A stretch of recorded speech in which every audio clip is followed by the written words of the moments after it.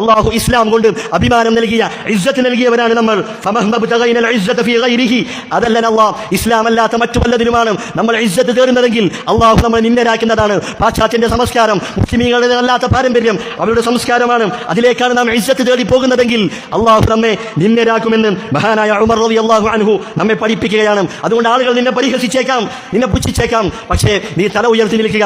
ഇസ്ലാം എന്ന് പറയുന്നത് അത് അള്ളാഹു നിനക്ക് നൽകിയ ഇസ്സത്താണ്. അത് നീ അഭിമാനത്തോടു കൂടി പറയുക. നിന്നെ പുച്ഛിച്ചേക്കാം. 6-ാം നൂറ്റാണ്ടിലേക്ക് വണ്ടി കയറിയവനെന്നും പഴഞ്ചനെന്നും ഒക്കെ പറഞ്ഞും ആളുകൾ നിന്നെ പരിഹസിച്ചേക്കാം. ചാനൽ ചർച്ചകളിൽ ഇരുന്ന് ഇസ്ലാമിനെ വേട്ടയാടിയേക്കാം, ഇസ്ലാമിനെ കുറിച്ച് പുച്ഛിച്ചേക്കാം.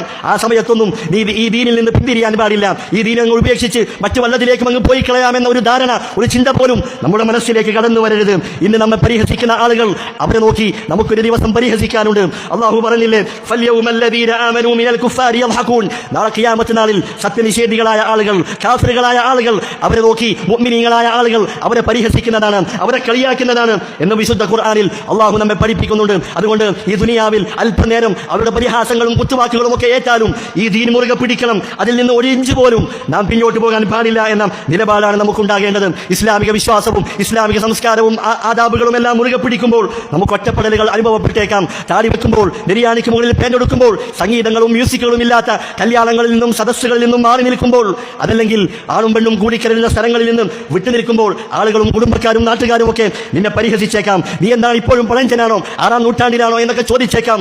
ഒരിക്കലും നാം ദുഃഖിക്കേണ്ടതില്ല, വ്യസനിക്കേണ്ടതില്ല. റസൂലുള്ളാഹി പറഞ്ഞു, ബദഅൽ ഇസ്ലാമു ഗരീബ, ഈ ഇസ്ലാം തുടങ്ങിയത് അതിന്റെ തുടക്ക കാലഘട്ടം എങ്ങനെയാണ്? ആർക്കും പരിചയമില്ലാത്ത ഒരു അപരിചിതമായി കൊണ്ടാണ് ഈ ഇസ്ലാം തുടങ്ങിയിട്ടുള്ളത്.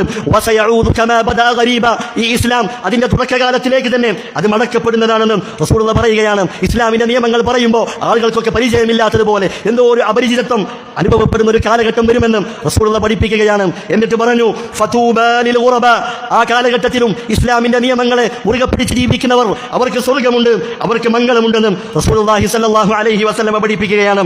യഅതി അലന്നാസി സമാനുൻ, ജനങ്ങളിൽ ഒരു കാലം വരാനുണ്ട്, അസ്സാബിറു ഫീഹിം അലാ ദീനിഹി കൽഖാബിദ് അലൽ ജമർ, ആ കാലഘട്ടത്തിൽ ദീനിൽ ക്ഷമയോടുകൂടി നിലകൊള്ളുന്നവർ അവർ തീക്കട്ട കൈകളിൽ പിടിച്ചവനെ പോലെയാണെന്ന് റസൂലുള്ളാഹി സ്വല്ലല്ലാഹു അലൈഹി വസല്ലം പഠിപ്പിക്കുകയാണ്.